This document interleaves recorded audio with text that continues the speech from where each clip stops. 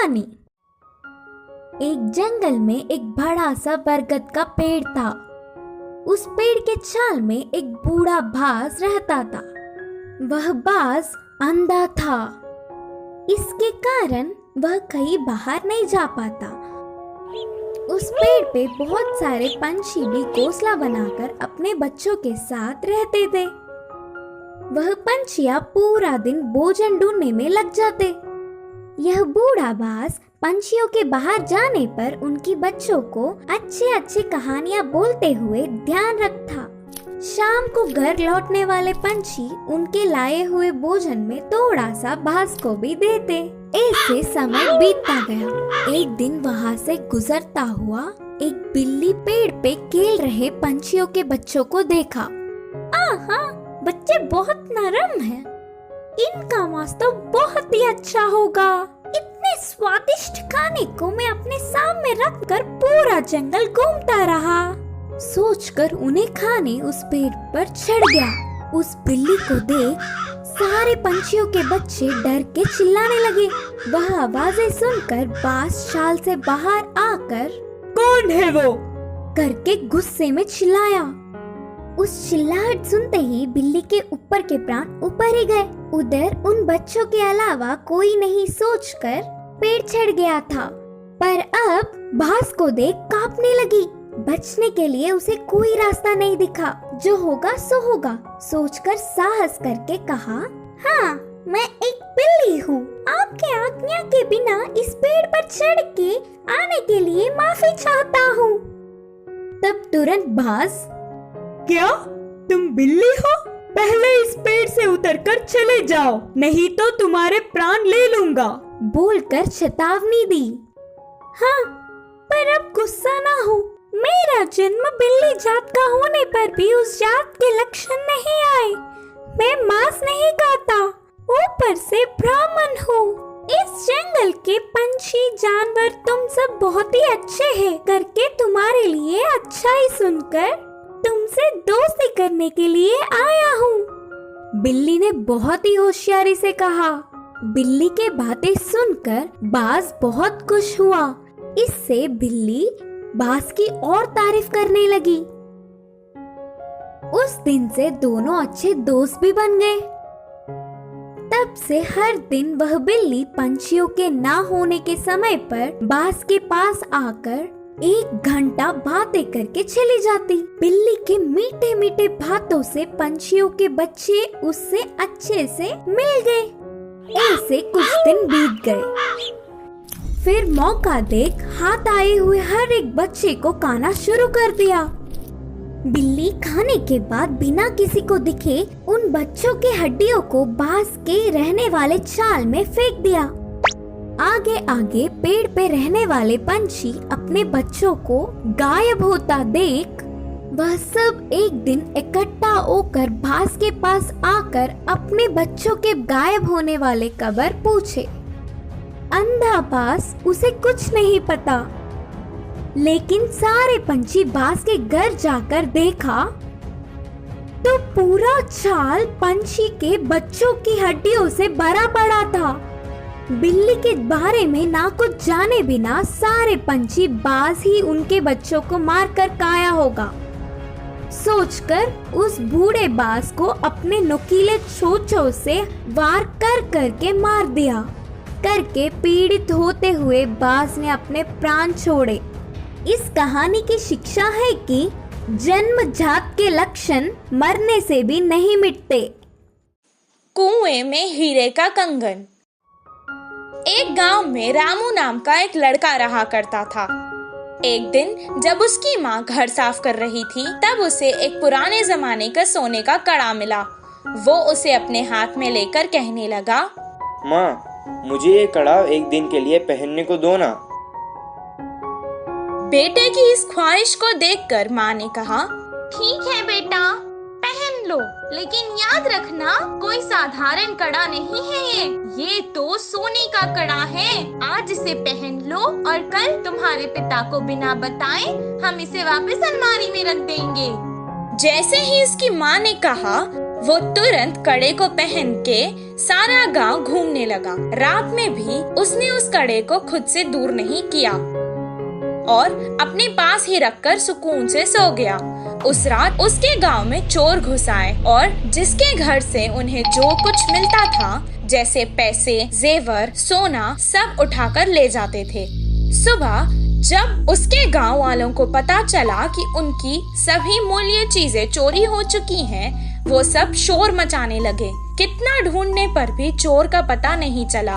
रामू की वजह से उसके पुरखों का सोने का कड़ा चोरी हो चुका था। ये सुनकर उसके पिताजी को बहुत गुस्सा आया और वो डांटने और मारने लगे। कुछ देर बाद उसने कहा, वो कोई खिलौना नहीं था जो तुमने खो दिया, वो मेरे पुरखों की निशानी थी। अब दोबारा मुझे अपनी सूरत नहीं दिखाना, निकल जाओ यहाँ से। बेटे को कड़ा देने के लिए वो अब अपनी पत्नी को भी डांटने लगा। वहीं रामू अपने पिता से मार खाकर बहुत दुखी होकर घर से रोते रोते निकल गया। पास के बगीचे में जाकर एक बड़े पेड़ के नीचे रोता हुआ वो बैठ गया। वहीं पेड़ के नीचे जो चोर ने उसका कड़ा चुराया था, वो चोरी किया हुआ सामान वहां बंटवारा कर रहे थे।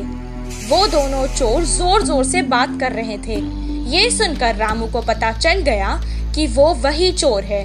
वो धीरे से वहां से उठा और कुएं के पास जाकर कुएं में देखकर रोने लगा और कहने लगा कि उसके हीरों का कड़ा कुएं में गिर गया है।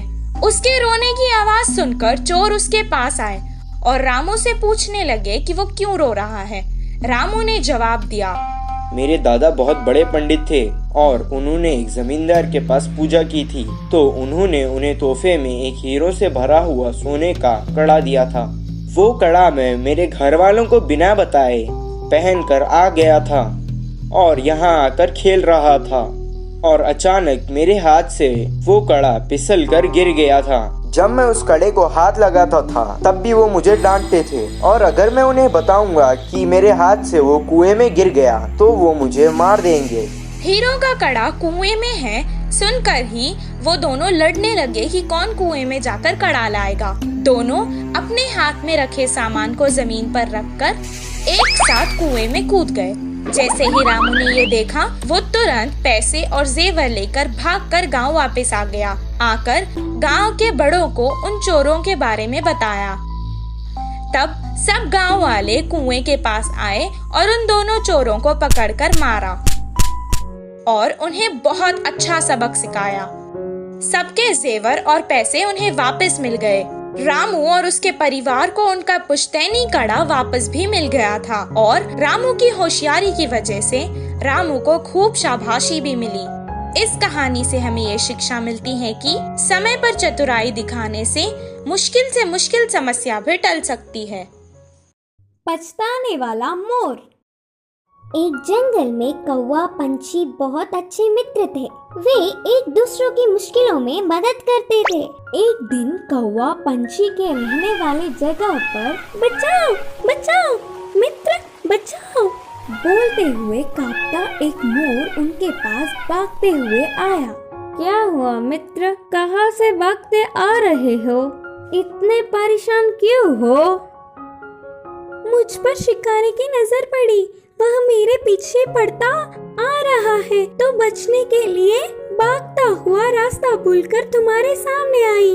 अब तुम्हें ही मुझे बचाना होगा। अच्छा ठीक है यार, पंछी ने कहा। कौवा पंछी ने उस मोर का साथ दिया। फिर से वापस जाने के लिए रास्ता भूलने के कारण कौवा पंछी के साथ वहीं रहते हुए मोर अच्छी मित्र बन गई। उनकी मित्रता कुछ दिन अच्छा था। कौवा पंछी के बीच के मित्रता ना सह पाते हुए मोर जलने लगी। किसी भी तरह कौवा पंछी को अलग करना चाहती थी। एक दिन कौवा भोजन के लिए बाहर जाने के समय पर मोर ने पंछी से कहा, मित्र तुम कौवे से इतना ज्यादा मित्रता बढ़ाकर बहुत ही नजदीक रह रहे हो। क्या तुमने उसकी बदसूरती कभी नहीं देखी? उसे देख सब चिढ़ जाते हैं। तुम्हारा उससे दूर रहने में ही भलाई है। मैं जो कहनी चाहती थी वो कह चुकी, बाकी तुम्हारी मर्जी। वह सुनकर अचानक चौंकने वाला पंछी मोर से कहा, हाँ सच्ची, मैंने इतने दिनों से कौवे के बारे में सोचने की कोशिश भी नहीं की। हट, उससे क्या दोस्ती, उससे क्या मित्रता। तुम्हारे जैसे सुंदर वालों से मित्रता करने से मेरा मूल्य और होदा बढ़ेंगे।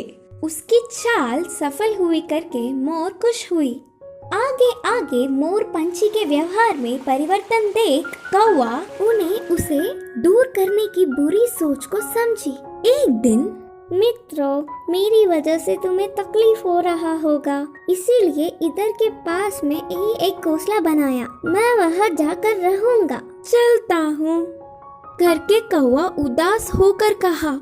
वह अपने आप जा रहा है करके बोलने पर मन ही मन बहुत खुश होकर, अच्छा अब तुम्हारी मर्जी मित्र, मोर और पंछी ने कहा।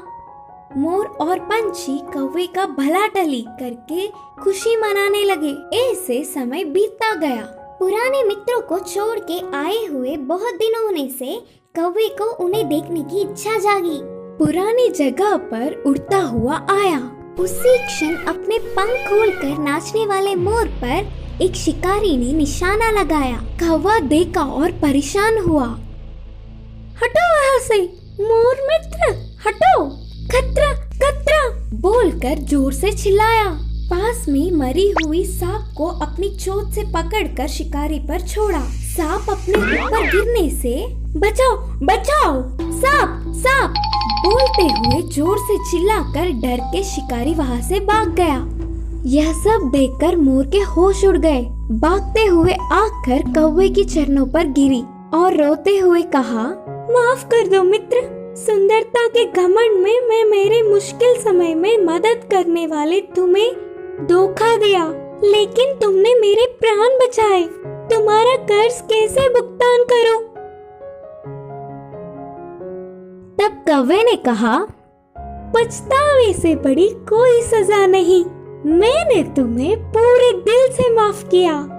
तभी आई हुई पंछी पूरी बात जानकर दुखी होकर अपनी की हुई गलती पर शर्मिंदा होकर सिर झुकाया। फिर तब से कौवा पंछी मोर हमेशा की तरह अच्छे मित्र जैसे रहने लगे। इस कहानी की शिक्षा है कि अपने भूलों को भी भुलाने वाला ही सच्चा मित्र होता है।